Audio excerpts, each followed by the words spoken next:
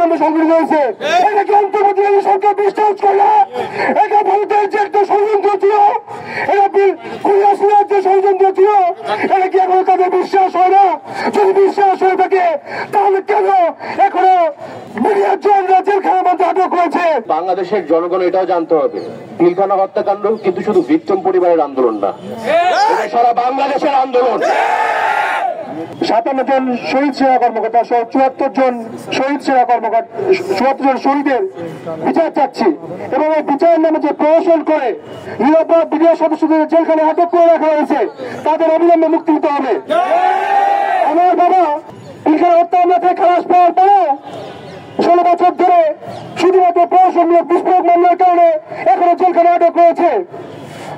আমরা বিগত 16 বছরে সরকারের কাছে কোনো উত্তর পাই নাই, শহীদদের কোনো মর্যাদা পাই নাই,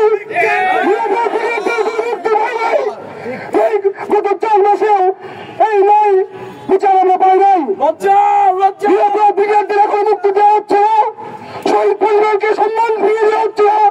আমরা অবিলম্বে এই শহীদ পরিবারের সম্মান এবং বিদেশদের জওয়ানদের মুক্তি চাই, যারা দেশের জন্য সবসময় জীবন দিয়ে বর্ডারকে প্রতিহত করে ভারতের সাথে যুদ্ধ করে এই ভারতের আগ্রাসনের কারণে আজকে পিলখানা হত্যাকাণ্ড সংঘটিত হয়েছে।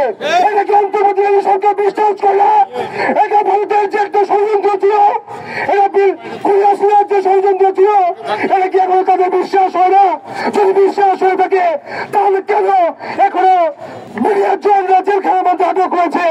আমরা অবিলম্বে আজকে এই ছাত্র জনতার মঞ্চ থেকে জানাতে চাই, অবিলম্বে মিডিয়ার জনদের মুক্তি দিতে হবে এবং স্বাধীন তদন্ত কমিশন গঠনের মাধ্যমে এই পিলখানা হত্যাকাণ্ডের সুষ্ঠু বিচার নিশ্চিত করতে হবে। ধন্যবাদ। আসসালামু আলাইকুম।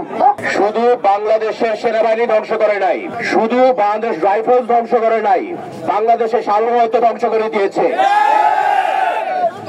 আমার বিশ্বাস পিলখানার হত্যাকাণ্ডের বিচার কেউ থামায় রাখতে পারবে না, বগডোর মাটিটাই হবে।